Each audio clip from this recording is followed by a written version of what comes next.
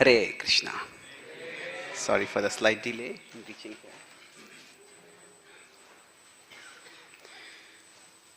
So let's do a quick recap. What is the broad topic we are discussing? Sorry, one person, Sorry? Yes, the journey of Bhakti. And which particular section within that? Anartha Nivritti. And what are the parts of Anartha Nivritti we discussed till now? Vishaya Sangraha, Vyuda Vikalpa, Imagraha, and yes. So, not Tarangarangini. We discussed Kantarla, correct. So the idea is, when we are trying to move from this world toward Krishna, there are two distinct aspects to this.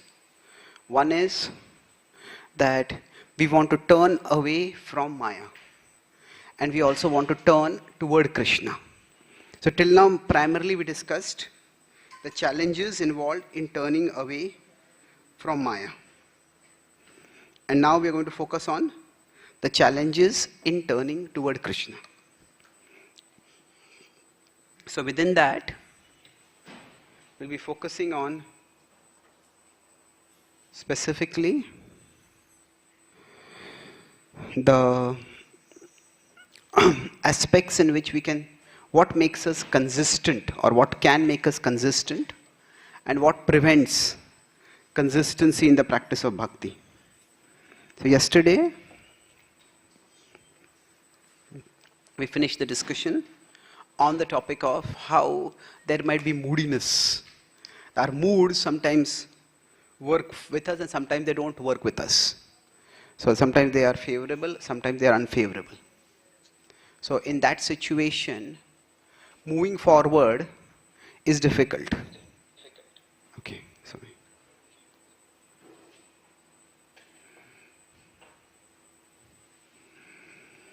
So now we will move forward, discuss the two remaining stages today, and we'll be continuing this series on day after tomorrow morning. Tomorrow we are going out, and today evening we'll have a Prabhupada Faith and Doubt session. So day after tomorrow morning we'll continue and conclude, where we'll talk about the remaining Anishtha, Ruchi, Asakti, Bhav. We'll talk about them briefly in our last session. But here, if we consider Anartha Nivritti to be a fairly long climb, so there are broadly two aspects. We could see some are related with the anarthas, and we could say the other related with the artha. So the anarthas can, in one sense, both are related to the anartha only in one sense. Anarthas can pull us toward that which is inauspicious, and they can also pull us away from what is auspicious. So the anarthas work in both ways. So we discussed three phases of the anarthas, which the Vishaya Sangraha, then the Vyuda Vikalpa, and then Niyamakshama. So these are, now, see, I am giving a particular way of analyzing this. This need not be the only way to analyze. Niyamakshama could be not just the inability to follow the rules with respect to sensual restraint. It could also be the rules of connecting with Krishna. I just feel I can't do it. But when we keep everything very broad, then nothing becomes clear. That's why we are trying to analyze it in a little bit of more of a distinct sense. So here we discussed about Ghanatarla. That sometimes I feel like practicing bhakti, sometimes I don't feel like practicing bhakti. Then today I'll talk about Taranga Rangini. Taranga Rangini is the peripherals. We delight in peripherals. And then there is Utsahamai. So now in Utsahamai, it is more like showing off. So, while both of these have some similarity, there is some difference also in it. So, it is that, let's take some examples to illustrate this point. Many of us know about the Amrut Manthan Leela. When the churning was going on, initially poison came out. And then what happens is that on that journey, first there is bad. And if you want to go towards what is the best, so the bad has to be given up. But then the good also has to be given up. So the bad was the poison. But the good was many celestial gifts came up. At that time, some damsels like Urvashi came out, or some other damsels came out. Many wonderful things came out from there. But they were also distractions. And Lord Vishnu told them, wait. The best was finally the nectar that came out. Even in the path of yoga, it is described that as the person comes towards samadhi, at that time they start getting mystic siddhis. And those siddhis are also considered to be peripheral benefits. Like the purpose of yoga, traditionally at least, it's a means for transcendence, means for self-realization. But somebody can gain mystic powers and they can become very famous. Oh, this person can lift stone, this person can produce this substance, this person can do that. And somebody can actually do that. Many people may just pretend. Some people may actually be able to do it. But by that, they get fame in the world, but they may get still caught in the world. Fame is after all still a material thing. So they get the material thing and they may lose transcendence over there. So in every spiritual path, it is described that the spiritual path can sometimes pose some material challenges, but sometimes the spiritual path can also give some material blessings. And those material blessings, what does one do with them? That is the test. Now, that is one possibility. It's like somebody is going on the spiritual path, but along the spiritual path, they get diverted.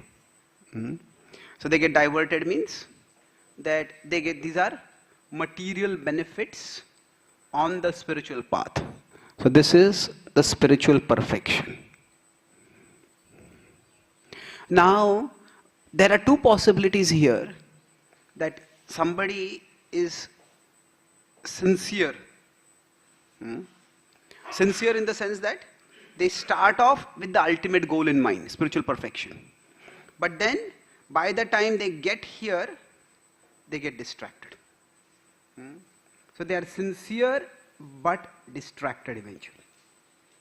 Now the other possibility is that somebody might from the beginning itself be insincere or duplicitous. That means they come, they're right now from the beginning only their goal is this only. So they come thinking that I'll get these material benefits. So Krishna talks about this as a demoniac mentality. He talks about 16.15, 16:17, he talks about this. He says, such people, yajante nama yajnaiste dambhen avidhi purvakam. So he says that they do yajante. Yajante means to do yajna. Now we do nama yajna. But they do yajna for naam. They do yajna so that they can get name and fame and glory. And there are unfortunately people like this. So this is almost, you can call it a paradox. This is demoniac devotion. Now we can say, how can devotion ever be demoniac? It is devotion done with demoniac motives. Now can bhakti purify them also? Well, bhakti can purify everyone. But bhakti will purify if the person wants to be purified. If the person doesn't want to be purified at all, then it's not going to work. Because Krishna never overrides a person's free will. Now we can say there are some stories where somebody is attracted to Krishna, there's a thief who's attracted to Krishna saying that Krishna has such expensive ornaments. So let me go and steal those ornaments from Krishna. And he comes to Krishna and then he gets attracted to Krishna over there. It's a sweet story. Now, the important thing over here is that particular thief, he goes to Vrindavan in search of Krishna. But there is no description that he deliberately pretends to be a devotee. He just, when he comes to Krishna also, he is straight interested in the jewels. So Krishna can purify even demoniac people, but not demoniac people who are holding on to the demoniac desires, and that's the only reason they have come there. Sooner or later, they need to give up those desires. So there are multiple examples we can give of people who had some ulterior motives. They had less than stellar motives, but they got purified. So if you can consider, there is transcendence, and generally this is transcendence.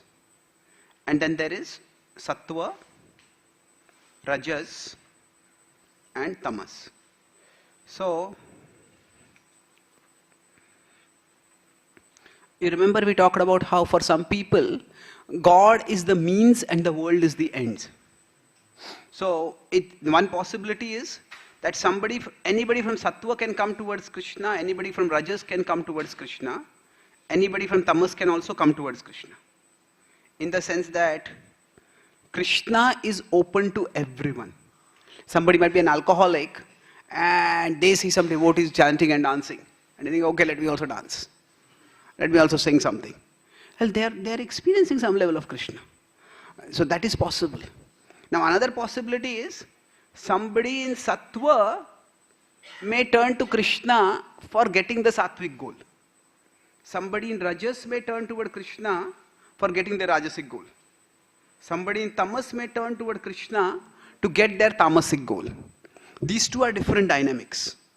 One is, I am interested in Krishna, and where I am is different.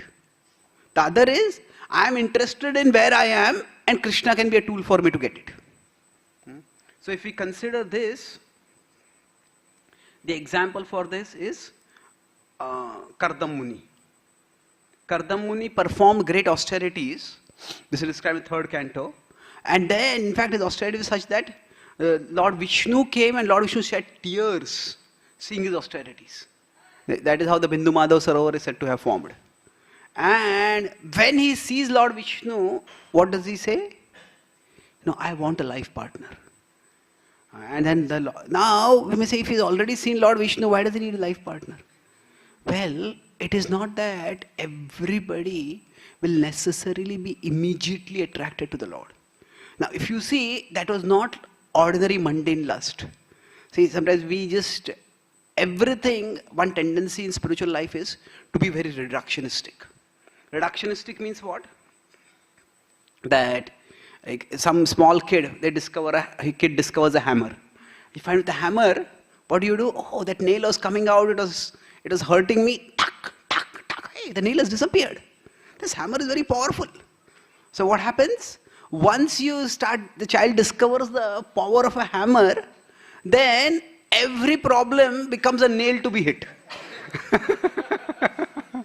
But every problem is not a nail to be hit with a hammer. So in Sanskrit, this is called as Ekamulik Nyay. Ekamulik Nyay, in modern logic, is called as single factor analysis. Single factor analysis means that we reduce any issue to only one factor. And we don't consider, are there other factors involved over there? So if some problem is there, what is the cause of the problem? And everybody is vulnerable, everybody is prone to single factor analysis, because that's just a tendency of the mind. So what do I mean by single factor analysis? That, say for example, somebody is, nowadays with feminism rising, there is a lot of concern that women are not paid as much as men. Female salary is less than male salary. Now, that is true.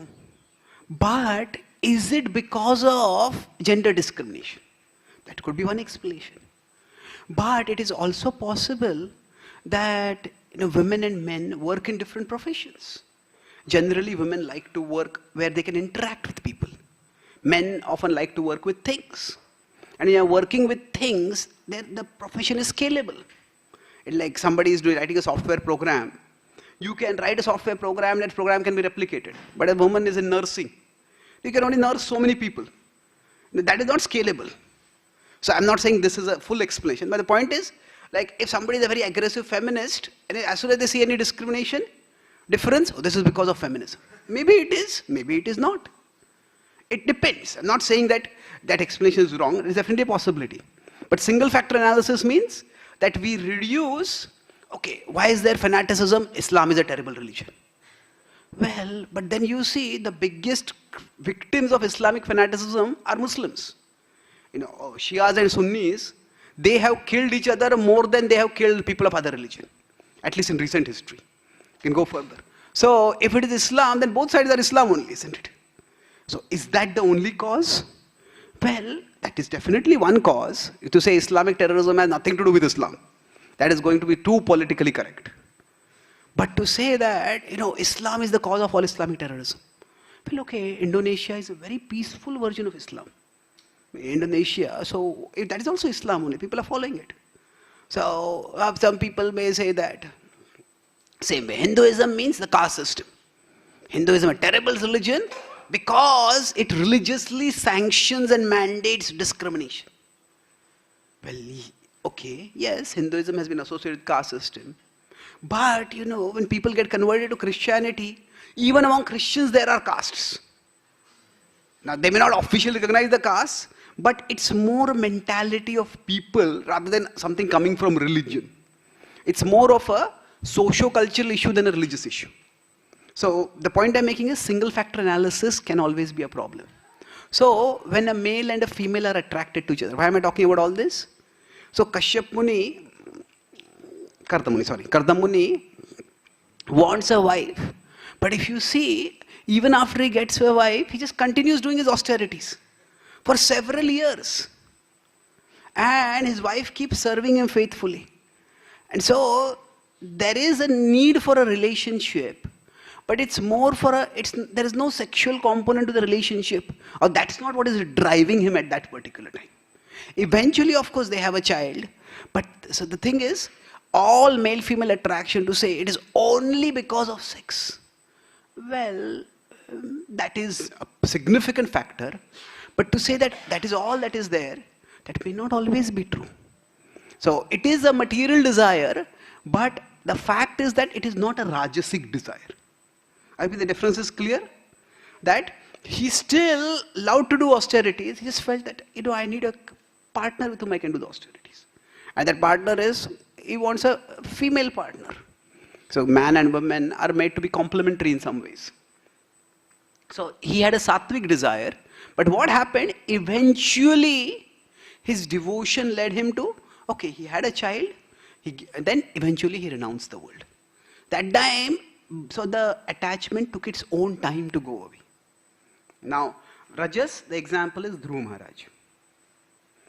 Now, Dhruva performed severe austerities, but what was his driving motive for that?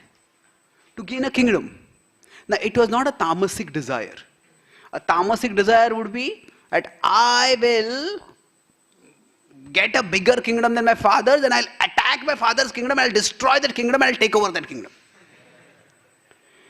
It was a competitive desire, but it was not a destructive desire. So, the competition doesn't have to be tamasic. Competition is, oh, you are good, I want to become better than you.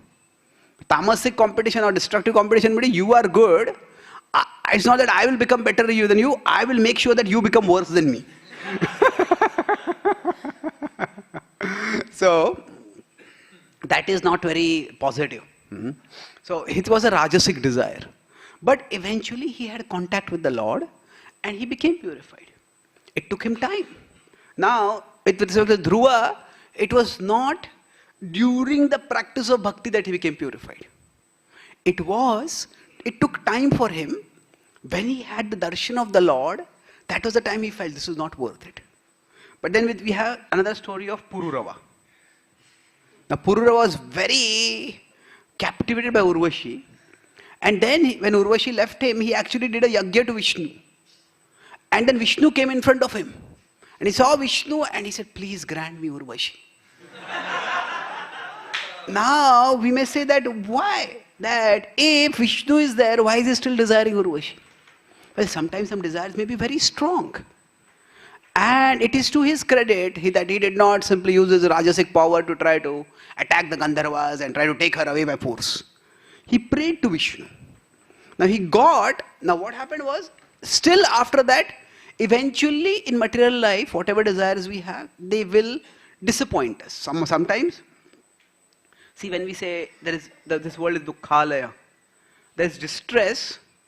The distress can range from disappointment to devastation. So disappointment means I seek what I want, I get it, but it's not good enough. And devastation means what I get is the opposite of what I dreamed. So the distress in the world doesn't always have to be devastation. Like somebody thinking, oh, I thought this will be my dream job, or this will be my dream life partner. And it is possible that the job is good, this relationship is good, but it is not what all I dreamt about. So there is a disappointment, and that disappointment leads to some dissatisfaction. But dissatisfaction is not the same as devastation. So for Harshashok, for Chitraketu, when Harshashok died, was it a disappointment? No. To call it a disappointment is a disappointing use of vocabulary. It was a devastation. So distress doesn't mean everybody, this world is a place of distress, doesn't mean that everybody is devastated. Sometimes life just does not live up to our expectation, and that leads to dissatisfaction. So it can range from over a range. So for him, eventually what happened? He felt that this is not enough for me. Then, because he had darshan of the Lord, he got purified. And then he focused on Vishnu, and he became a pure devotee. So for Dhruva it happened faster.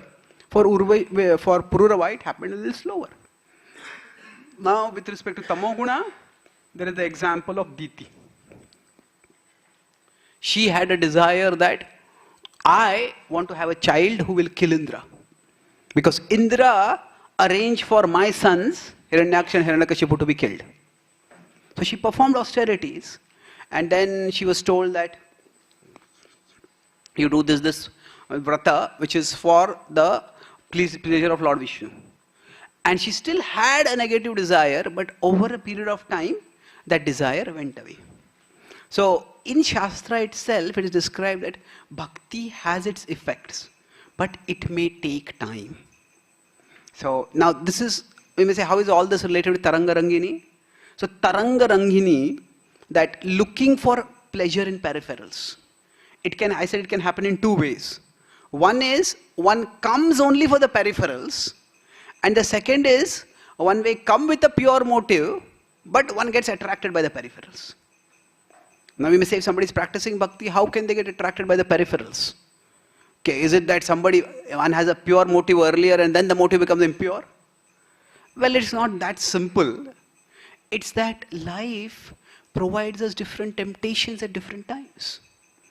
So when a temptation comes, at that time we have to say no to it. Now somebody might be a very reserved kind of person before. That person is not very outgoing, doesn't talk very much, has never been very popular. And then, because that person was like that, even they may not even have like a big desire for popularity. But then they become a devotee, and then they become a speaker, they become a counselor. Wherever they go, people bow down to them, people surround them, people want to talk with them. Then they get a taste of popularity. They didn't have that before. Now they get the taste for popularity, and then they start getting infatuated by that. So when the particular temptation comes, that is the time when that test comes in their life. So sometimes somebody may get sidelined by that. So basically, Taranga Rangini, so pleasure or delight in peripherals. So delight in peripherals It can happen that is our starting motive itself. That's one possibility. The other is that is a distraction on the path. It can happen in both ways. Now, either way, when this happens, at that time, it needs to be dealt with. So now, that's why if we say Mahaprabhu says, na dhanam, na janam, na sundarim. So, this wealth, fame, and sensual pleasure. So, these three things, they are typical distractions. Now, wealth means, say, a devotee becomes influential. Then people may give donations. You're going to build a temple. So, then people give donations. And then, normally, there has to be some system of accountability. Even temples have to be audited. But somebody may get infatuated. This is my money. This is the money which I have raised, but that doesn't mean it's my money. But somebody may start using that wealth or abusing that wealth. So, this way, there are peripherals that may come.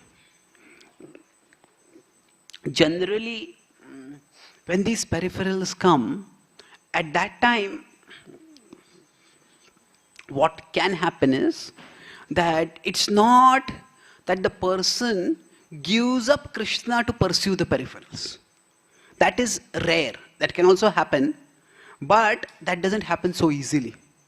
Because they will not give up Krishna because it is due to their connection with Krishna, or at least due to the public perception of their connection with Krishna, that they're getting these things. Isn't it?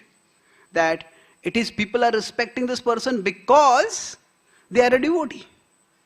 So what happens is that such a person may apparently be practicing very serious devotion. Serious devotion means what? That at least the external practice appears very serious. That person may fast Nirjala on Ekadashi. That person may wake up and come very much in time for Mangalarti.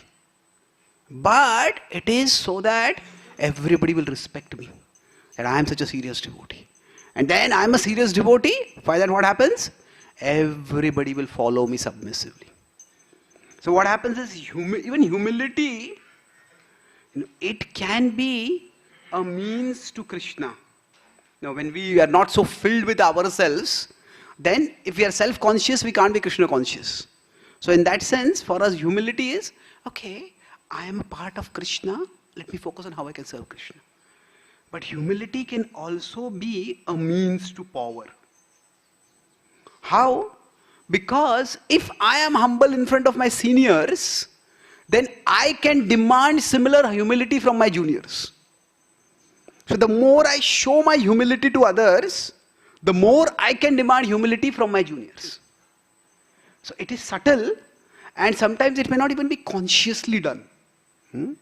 It may not be done consciously with a cynical motive, but it is just, it works like that. So now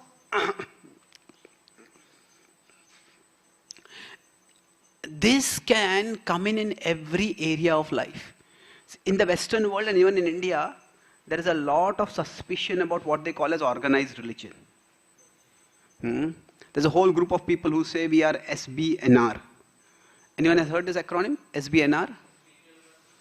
Yes, I'm spiritual but not religious.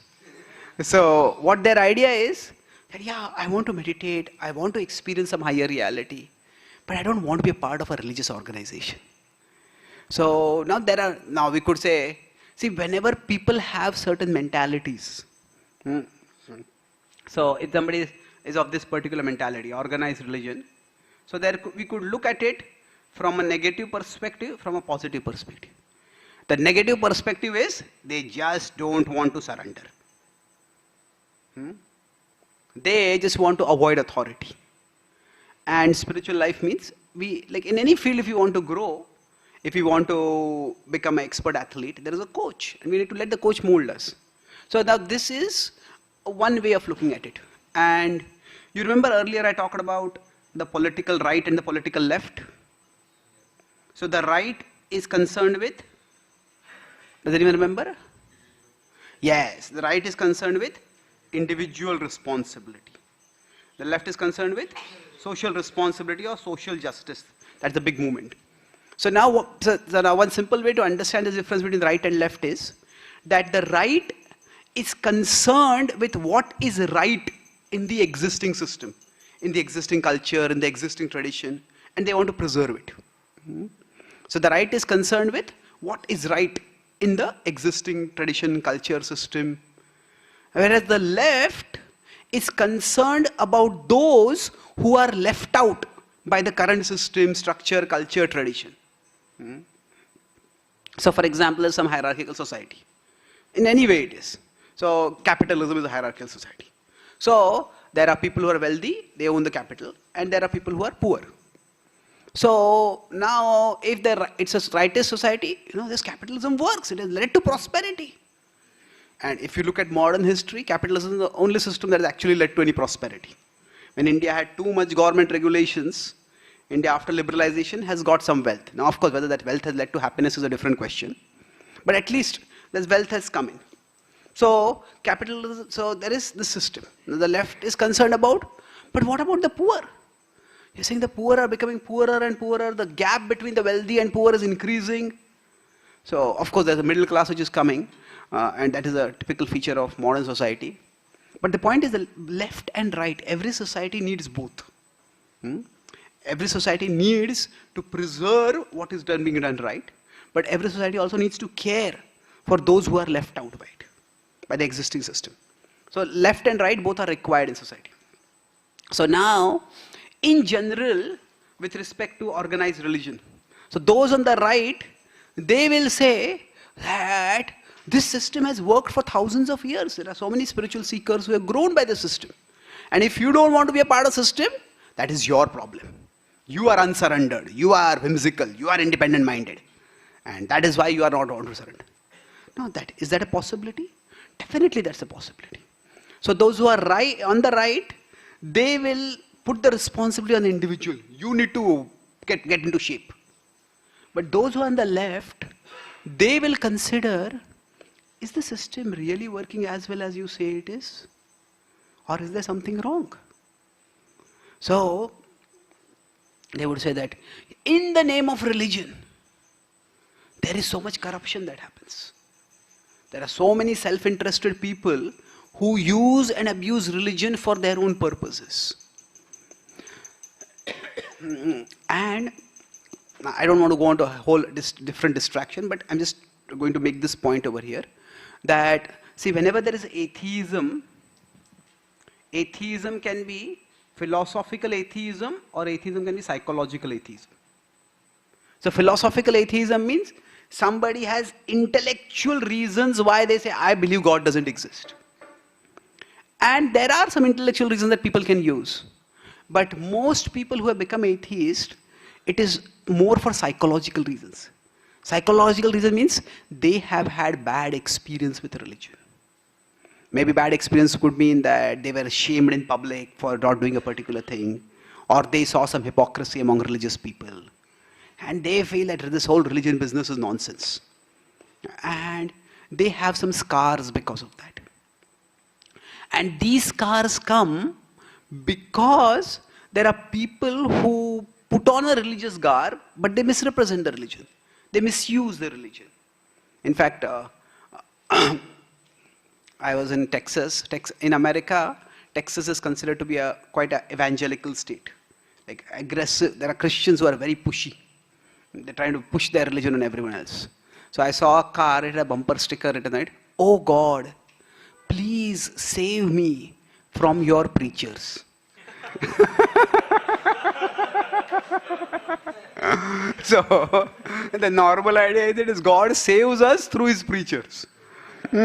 But if the preachers themselves are holier than thou, they are condescending, they are hell and brimstone preaching, then people say, I don't want anything to do with them. So, there was this movie OMG, not OMG 2, the first OMG. So that was the idea. How it was that? There was a religious teacher and there was God. So this person says, I believe in God, but I don't believe in this religious teacher. So you could say it's a very cunning dynamic, that you're not going against God. But the point is that it happens that many times people say, I believe in God, but I don't believe in all these, what you call as God men. And that happens when those who are supposed to represent God have ulterior motives. Now we are not doing a sociological analysis of the problem of religion, but to some level, some honesty requires that we don't just say that the problem is out there. The problem is in here also. The problem can be in our organization. The problem can be in our own hearts also. So this problem, this self-critical nature, that self-critical means that many religions are good at criticizing everyone else. This is wrong with this person, this is wrong with this person, this is wrong with this person. But a sign of a really authentic religion is the capacity to be self-critical. So this Taranga Rangini, this anartha, identifying this anartha is itself a sign of self-critical religion. That it is we ourselves can get caught in peripherals. And when we get caught in peripherals, then what happens? We may lose out on Krishna, and we may not even take people towards Krishna. So if I give a class, then if I am concerned about how many times people laugh in my class. Now, it's good to have some humor. It's good to keep the audience enlivened, and humor is a way to keep people enlivened.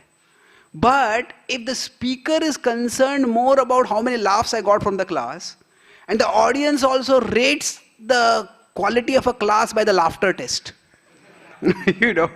Okay, how much humor was there in the class? बहुत अच्छा class था. क्या अच्छा था? बहुत अच्छे jokes थे. अरे अगर जोक्स ही सुनने थे तो कॉमेडी शो जाके देखो. Isn't it, So now the point is that humor is good, and nothing wrong against humor. Humor is very good. Sometimes it's necessary. But the point is, we should not be delighting in the humor. If at the end of a class, somebody says, I remember the jokes, I'm going to use those jokes in my conversations. Well, then the purpose of the class has been defeated. Isn't it? Generally, the best humor is which is organic. That means, while making a point, which is a spiritual, philosophical point, some example is given, which is a humorous example. But sometimes the joke is not connected with the philosophical point, or the joke is told with so much drama, that people remember the point kya tha joke ka? Arey, bhul gaya main wo. So when that happens, then that is Taranga Rangini. Where something is, it's in the ambit of Krishna Katha, but we are interested more in the humor, we are delighting more in the humor than in Krishna. So it may seem to be an innocent thing, what is the big deal? Let's just some humor. But that's where it starts. So we go towards one peripheral, then another peripheral, then another peripheral. So in Bhakti, there are material results that will also come.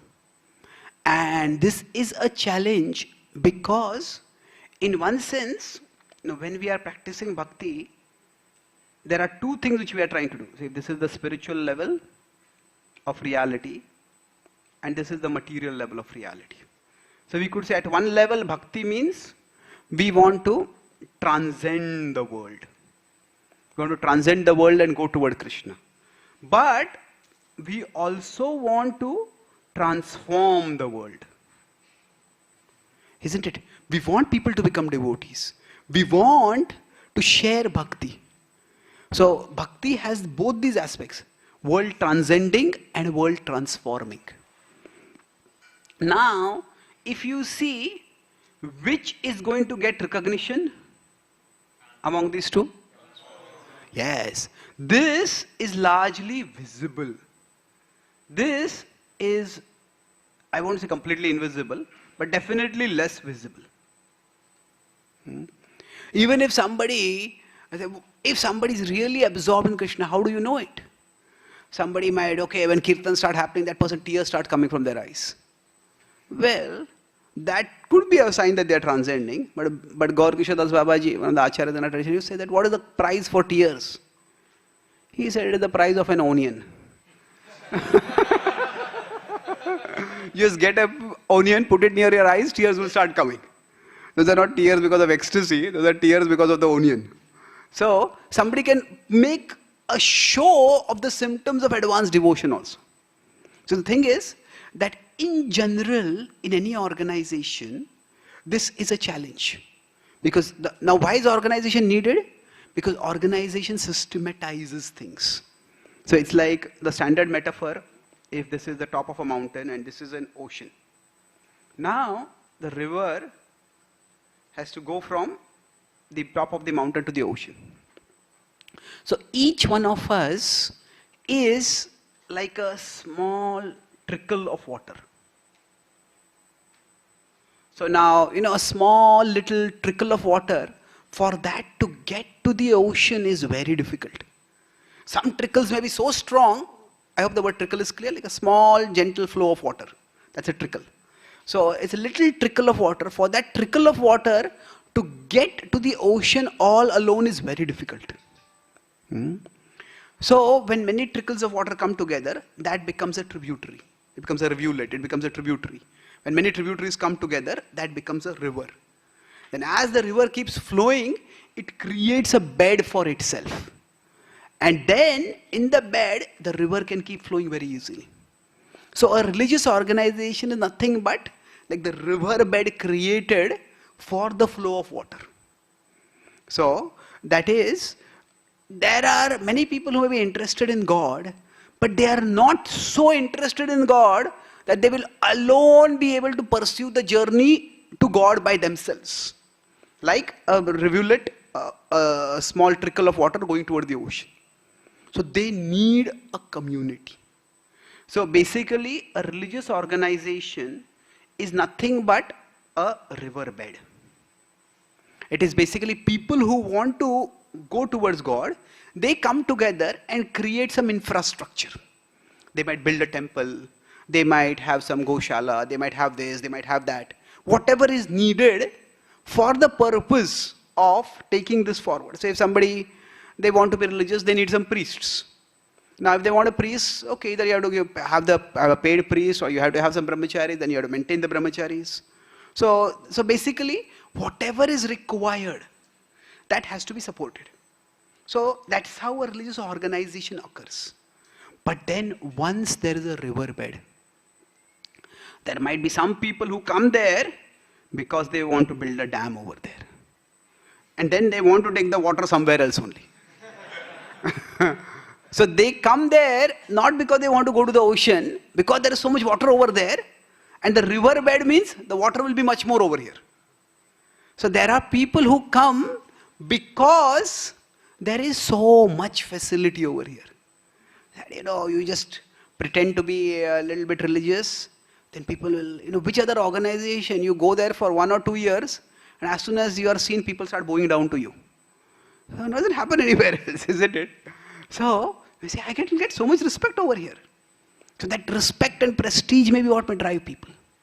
So it is a constant danger that whenever there is a religious organization, there is wealth, there is fame, there is power, then politics starts coming in, then manipulation starts happening. And then, now what happens is, quite often, there are some people who just come transparently for these things only. But there are people who may start thinking, actually I am doing all this for Krishna. But is it really for Krishna, or is it for my reputation, for my fame? So when we start delighting in the peripherals, then it is very difficult to figure out. Mahaprabhu says that when the Bhaktilata peach is growing, at that time, along with that, weeds also start growing. And sometimes the weeds may look just like the original creeper only. And there is the original creeper, and when the weeds look like the creeper, it is creepy. It's creepy. Creepy means it's uncomfortable, hostile. So how do we deal with this Tarangarangini? There are broadly 3 things. We need to remember and remind ourselves of our aim. Or either we remember or we have to refine our aim. That's why there is regular study of philosophy. Now, of course, somebody can say that they can study the philosophy itself for the purpose of showing off how learned they are. Everything can be misused. But if you are repeatedly hearing and speaking the classes, where devotees are ready to give up everything for Krishna. That will at least remind us. So in general, if there is a tradition where there is very little emphasis on philosophy. Now what is the other thing apart from philosophy? There are rituals. So now rituals are important, but if there are only rituals being done and there's no philosophy being emphasized, then it's very easy to get caught in the rituals. And I'm doing the rituals, I'm a good person. This person does the rituals nicely. Oh, this is a good person. And we are both in good illusion. Isn't it? So it's like, oh, the pujari does the aarti so decoratively, they move the hands so nicely. And I'm not looking at Krishna, I'm looking at how nice the chamar is being done. And the person who is moving the chamar also is not thinking how I'm pleasing Krishna. The person who is doing chamar is thinking, okay, how much people are impressed by how I move the chamar. Isn't it? So, it can kirtan also, the person who is leading the kirtan can be thinking, just see how nicely I am singing. And everybody is dancing, and just see how much I can make people dance. And the people who are dancing, they say, they think, okay, it's nice music, good singer. Well, good singer is true, but are you remembering Krishna or are you just enjoying the music and the dance?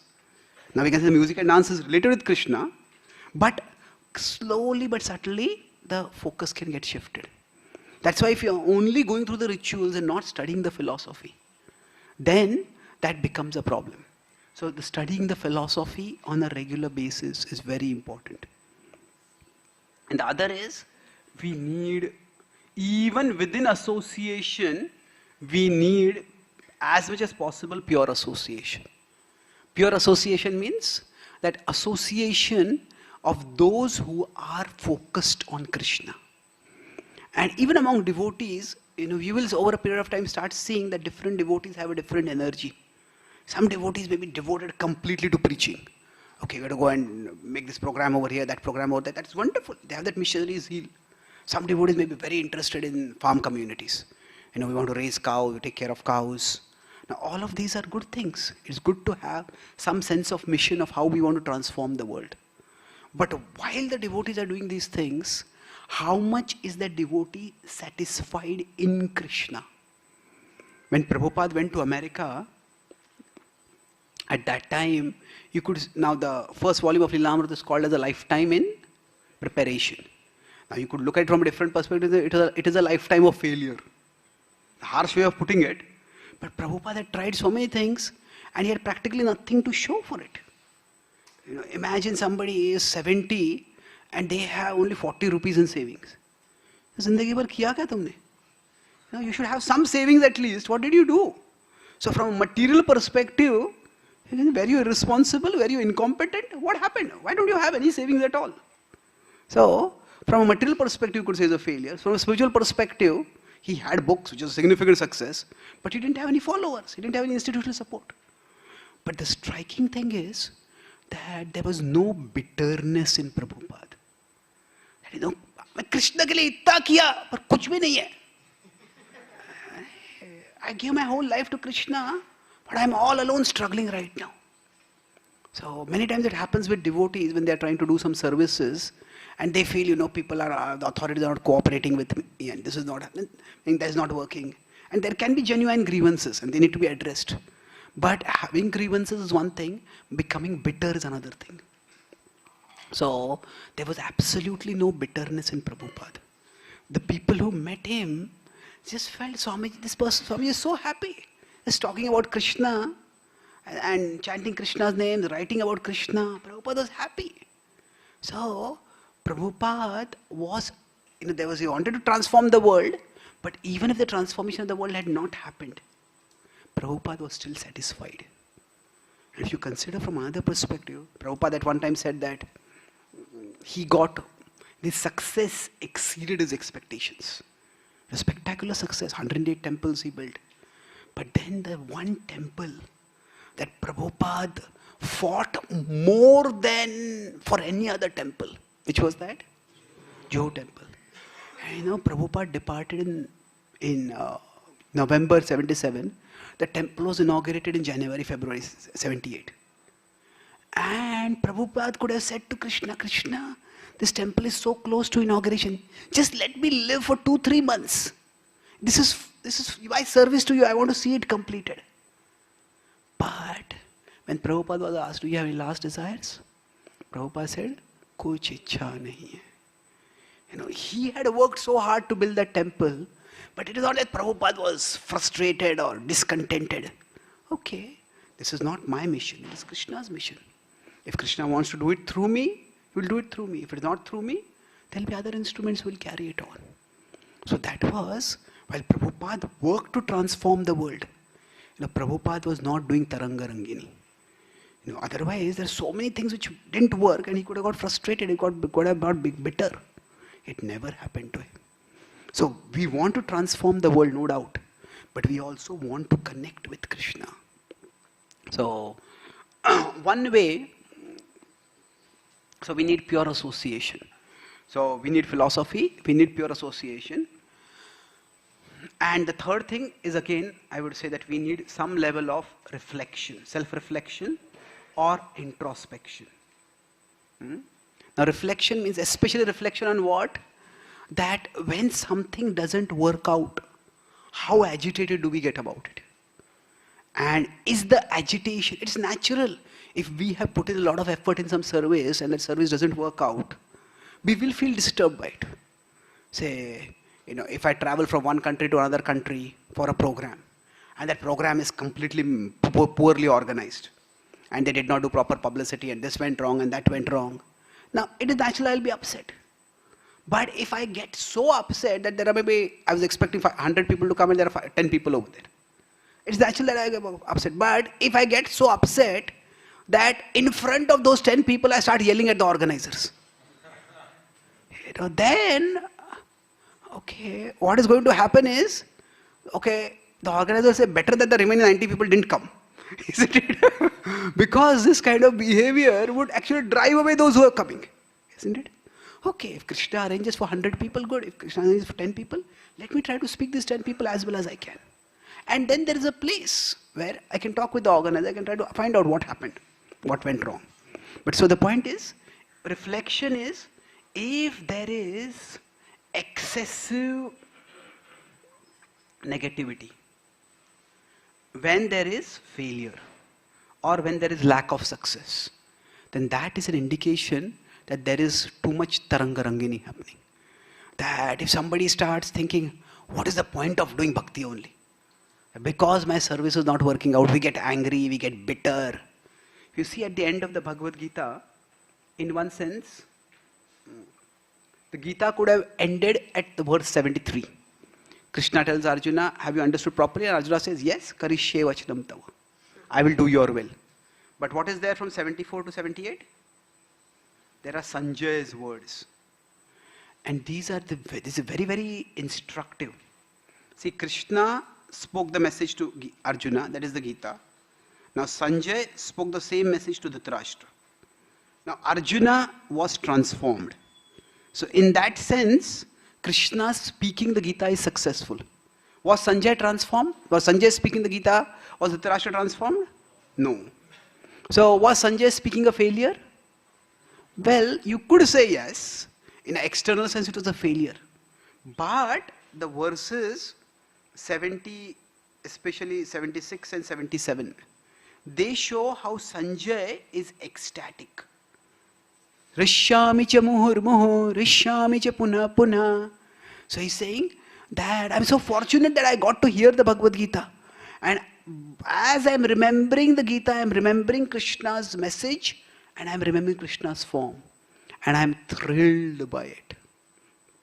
So he has himself transcended. He has become immersed in Krishna. So Krishna has the capacity, in Krishna consciousness, we could say that there are 4 possibilities. There is success. Success means there is transformation. And there is happiness.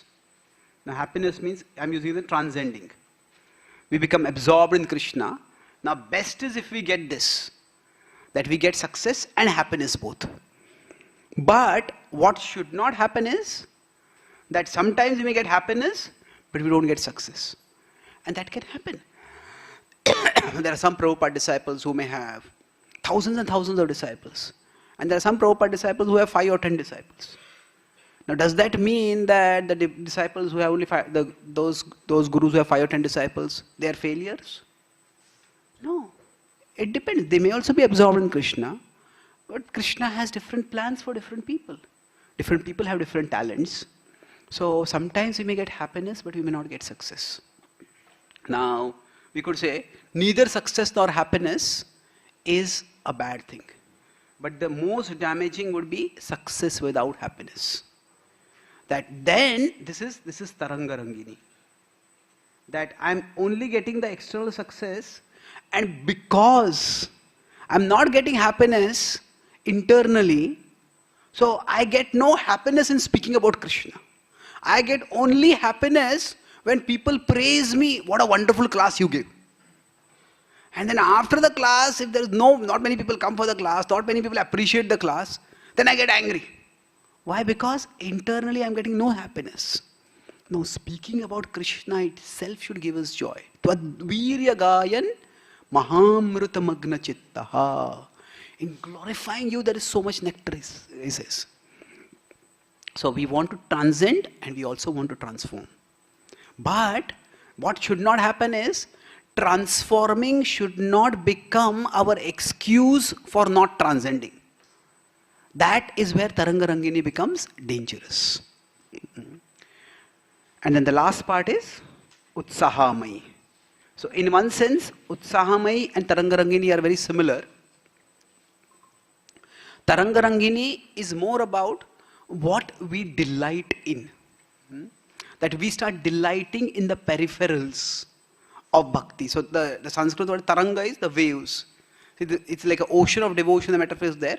And we are meant to go deep into that ocean and delight in the depths of that devotion.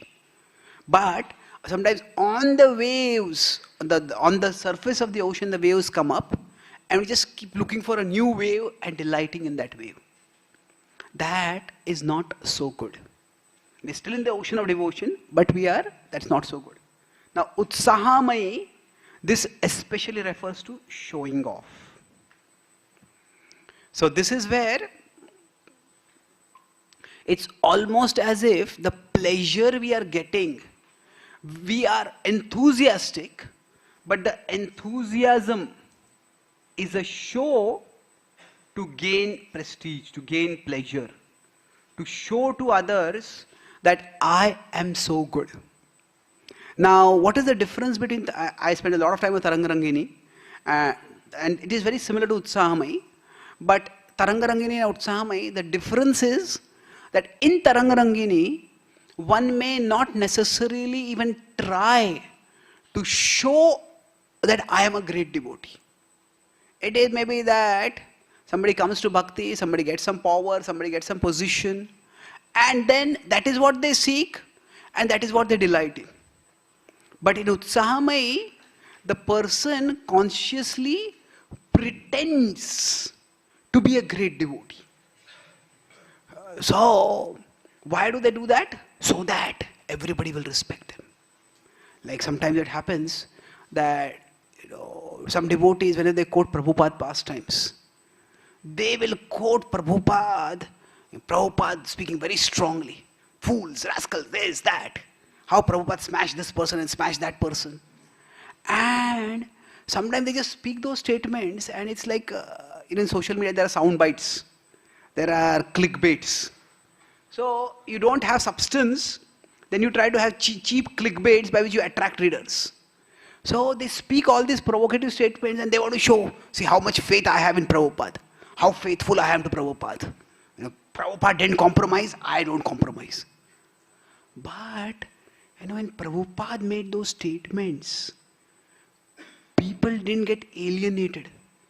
But when we make those statements without giving proper explanation of those statements, what happens is, people just start thinking that, some people think, oh, this person has so much faith in Prabhupada. But other people may think, this person is just unreasonable, this person is fanatical. They go away. So we may show off in different ways. So here the focus is that one is, Taranga Rangini is we are delighting in something other than Krishna, within the broad ambit of bhakti. But in Utsahamai, we are actually showing off our devotion. So specifically we are showing off the devotion so that we can get pleasure through that show of devotion. So somebody may be fasting, but they don't have to tell everyone, I'm fasting, It's like some people, almost their behavior is, it's almost like they want on their forehead, I am a Uttam Adhikari. Panchang will not do, the Andavat is required.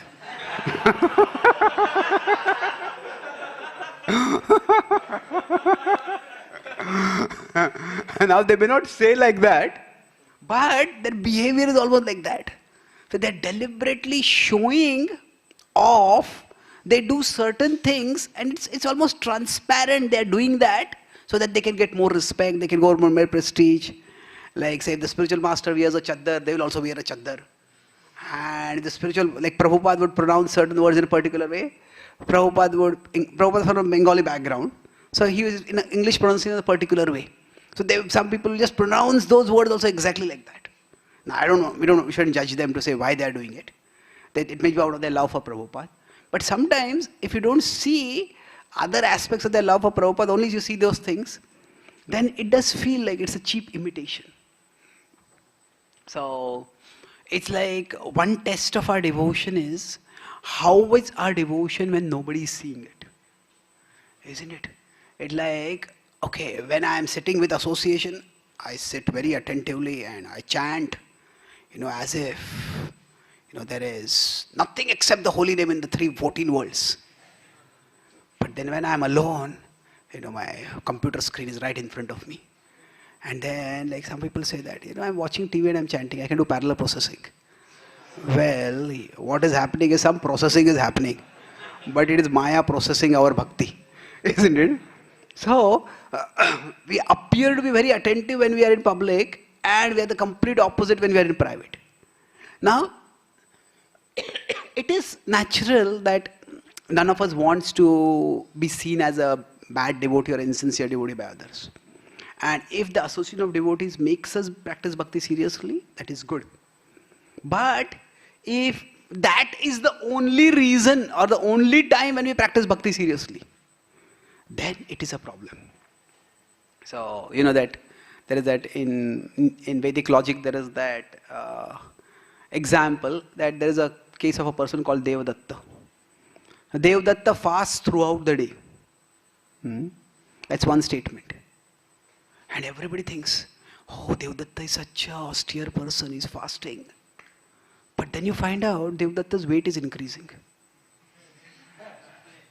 Now, how can both these be true? The answer is, Devadatta eats secretly at night. So, in Vedic logic, this is called as Arthapatti. Arthapatti is when two statements, they both can't be true and they are true. Then you have to propose a third statement that can reconcile both of them. So, God has no form and God has the most attractive form. Both kinds of statements are there in scripture. So, what is the Arthapatti? God has no material form, but he has a spiritual form, a transcendental form. So now there may be no exact one single verse in scripture which says this point. That God has no material form, but God has a spiritual form. Arupaya ururupaya. There's this verse in Gajendra's prayers. That ultimate reality has no form, and that ultimate reality has many forms. So there's a statement like that, but it is not specifically saying that Arupaya means no material form and Ururupaya means spiritual forms. That's a Arthapatti. That's a postulation that has to be done. So, Utsahamai devotion is also, see, it's Utsahamai devotion, at its worst case, it can lead to hypocrisy. Where a person is showing off so that they can get some pleasure. Krishna talks about it, karmendriyani sanyamya. Ya asate manasasvaran. That somebody may be showing off that they are completely controlled in their senses. But in their mind, they are constantly contemplating sense objects, and whenever they get opportunity, they will pounce and enjoy. So that's hypocrisy. And the second is, it can lead to violence. At a religious level, when each religion is trying to show off how great we are, how powerful we are, then that religion becomes not so much about being a path to God. Like say, different religions we could say are different paths to climb up a mountain. So the top of the mountain is spiritual consciousness. The bottom of the mountain is material consciousness. So now there could be different paths to go up the mountain. But some people, instead of going up the mountain, they just keep going around the mountain and they keep pulling people down from the other path that they're going. And they keep pulling people down, and that way they ensure that from my path, more people are going up than from your path. But is anyone reaching the top? Doesn't matter. No, you see here, more people are going from my path. So what happens is, religion can be a spiritual path to God. But religion can also be a political path to power. Now what is religion being used for? It depends. Somebody may chant the holy names so that they can actually come closer to God. Somebody can chant the holy names so that they can impress others and they can get votes or they can get followers. And religion can be used to indoctrinate people, to manipulate people, to brainwash people. So, why is somebody practicing religion? So, utsahamai, when it is there, then what happens is, so going up the path is improving myself, developing the virtues by which yomad bhaktah same priyaha. That is improving. But going down and pulling others down, it is all about proving that I am better than you. So when religion is a spiritual path to God, it is about improving ourselves. When it is a political path to power, it is about proving that I am better than you. This is where hypocrisy, or as I said, it leads to fanaticism, extremism. So, Utsahamai, the person is so enthusiastic. There is often, I'll conclude with the 2 points over here. In religious psychology, there is this thing called the zeal of the new convert. That means new convert is somebody who has come to a path new. They feel as if, I have discovered the best thing in the world and everybody should get this. And in one sense, that is a good thing. But the problem with that is that we become overzealous. We start becoming too domineering, too dismissive, too disrespectful. When I was introduced to Bhakti, I was very attracted to the intellectual aspect. I used to ask a lot of questions, get a lot of answers. And then, so after that I got a job in an MNC, so we would go. So there was a few other students also from my same college, they also got a job. So I was staying in the temple in Pune. So the company bus would come, and then I would get into the bus, and then it was about a 1 hour drive to the place where our work was. So then there's another student who was also there. So during the bus ride, I would chant, I would hear, I would read, I would not talk with anyone. So one day this college friend, he made a big mistake. He asked me, "What are you doing?"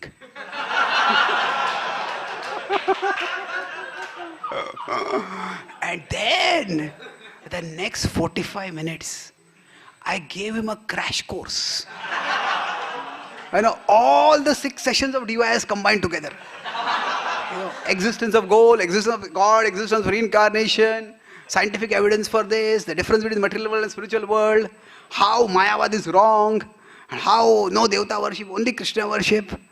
Says like, I was so caught, I was congratulating myself, what a crash course. I didn't realize also he was on the course to a crash. So, after that, he got out and he went away. So after that, my stop would come first, I'd get in the bus. And then after that, the bus has 2 doors. So, he would peep in and see where I'm sitting, and he would come from the other door and sit as far as So, after many years, I met him in Seattle. So apparently his sister had become a devotee and his sister had undone the damage that I had done. So actually his sister met me and he told me, do you remember this? His name was Krupa Shankar. He said, do you remember Krupa Shankar? He said, yes. So then he's my brother, okay. And then I asked him, how is he? So then we talked and he said, he sometimes comes to the temple. He said, I would like to meet him. Then we met and then he was a little initially afraid of me. He said,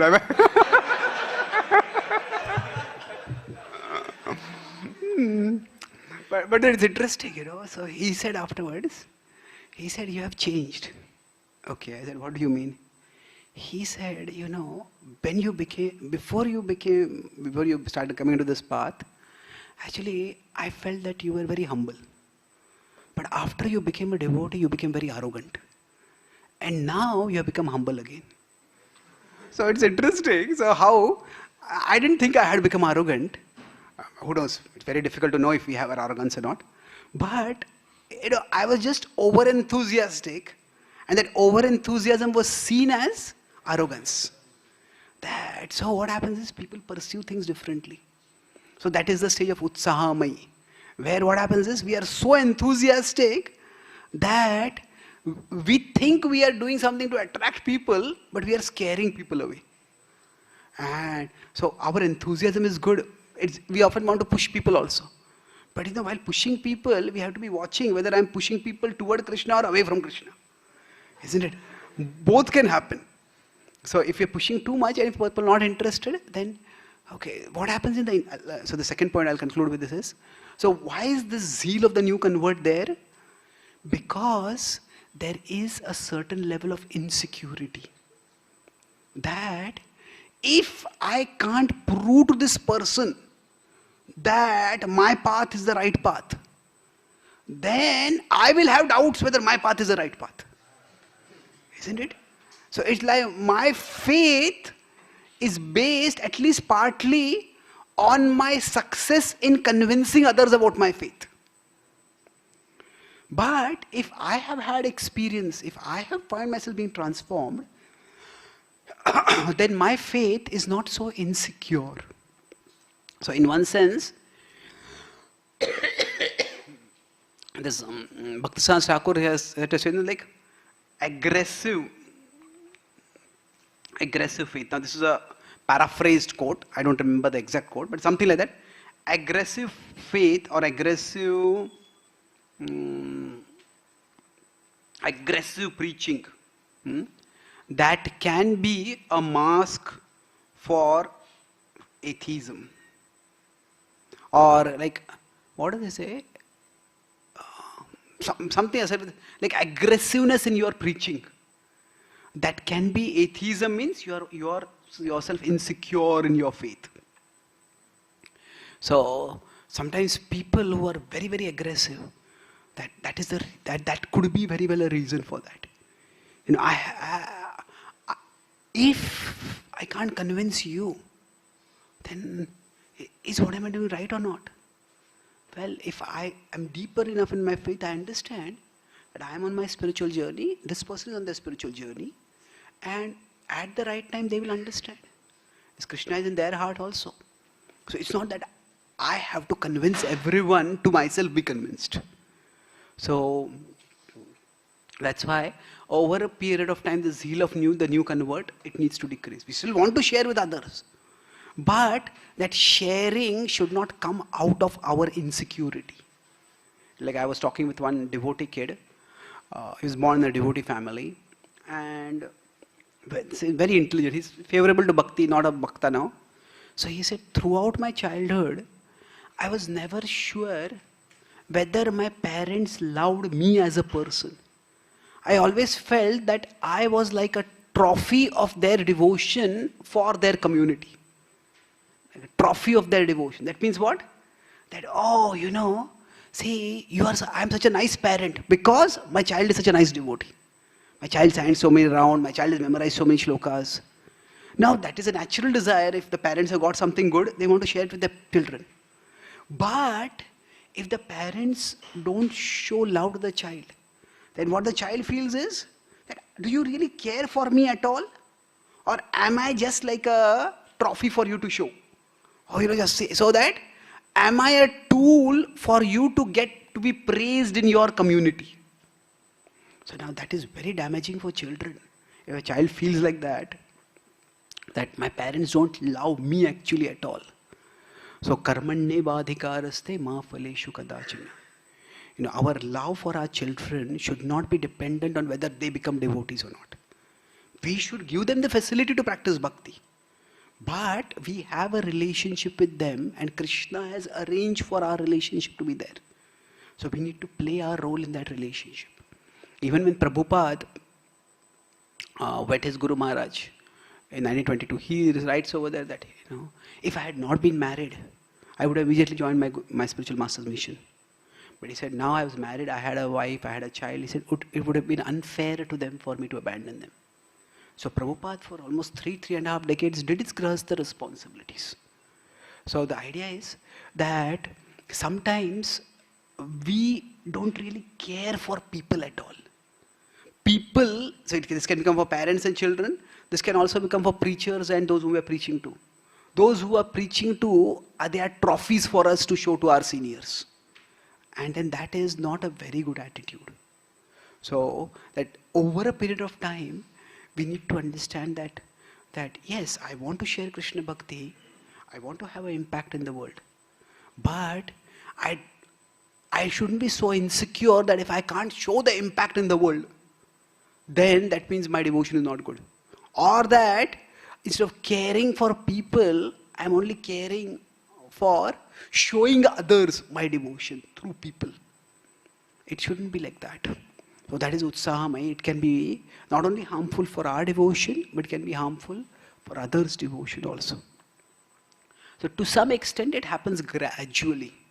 That initially we will be attracted toward the externals, and that's not a bad thing. But over a period of time, we need to move from the externals toward the internals. In the Gopi Geet, there's one nice verse. The gopis say, Nija jana smaya dhvamsana smita. They say that your smile destroys the pride of the devotees. Nija jana smaya dhvamsana smita. So the Gopi Geet, each verse is actually a call to Krishna, please come back.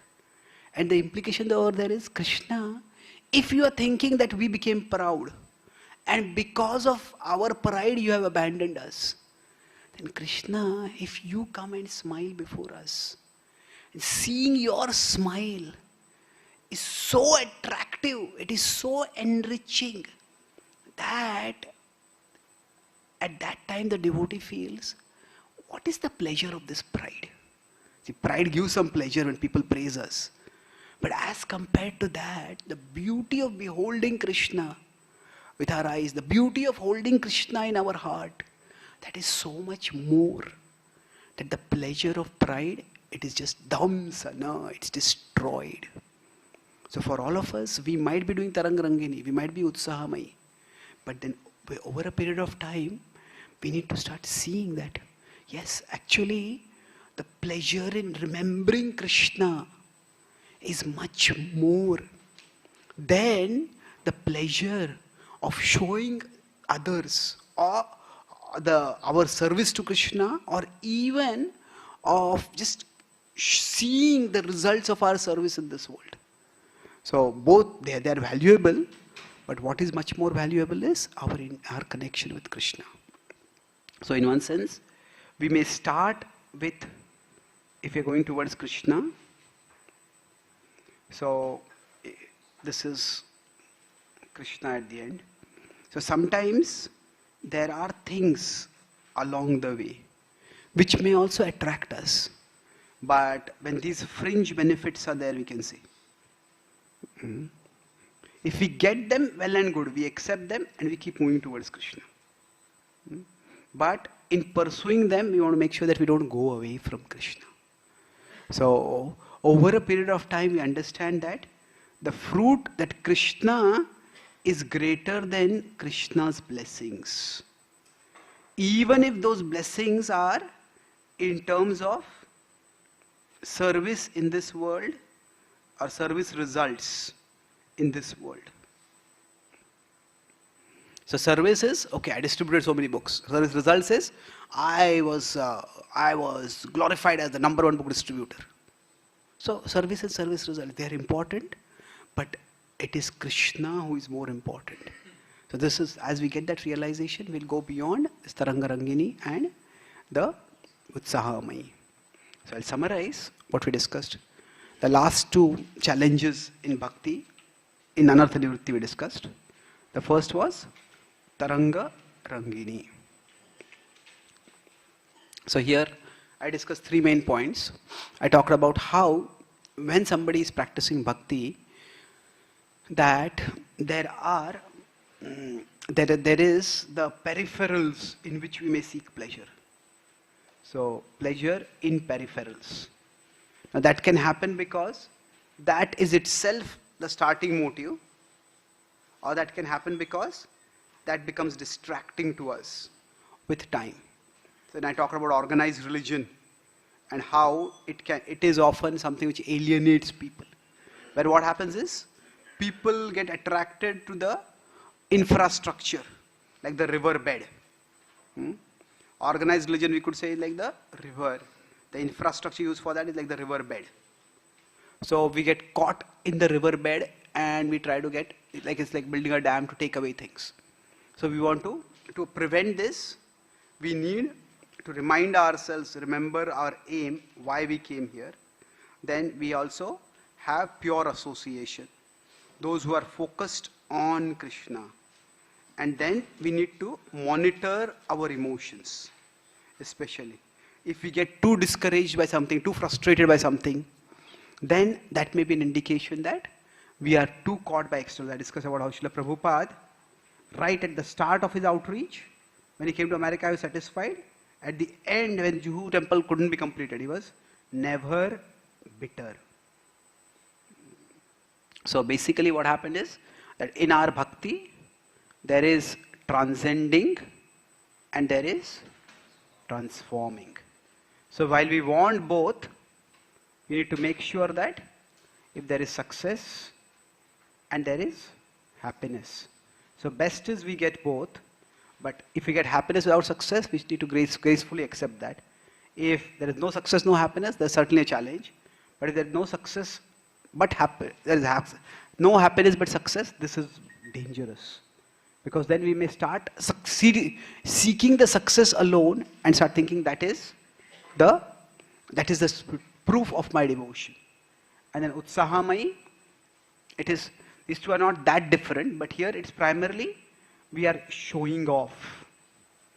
So showing off that we are a great devotee and we get pleasure through that. So in this case, the idea is religion becomes not a path to God, but a path to power and prestige in this world. And that's when religion, so either we can, at this stage, it's either hypocrisy or extremism. Where hypocrisy means I try to show off what I am not. Extremism means I end up trying to destroy others to prove that I am better than them. It's like proving becomes much more important than improving myself. So we discussed also the zeal of the new convert and how we need to go beyond that. Initially we may look for the externals in Krishna Bhakti, but over a period of time we realize that Krishna is greater than Krishna's blessings, be they material or even they be the spiritual. Thank you very much. Hare Krishna. So I think we don't have time for question answers now.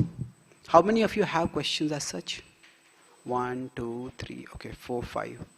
Let's plan either tomorrow, day after tomorrow morning we'll have question answers. Please note down your questions. Or we'll see tomorrow, we have 2 sessions on this topic only.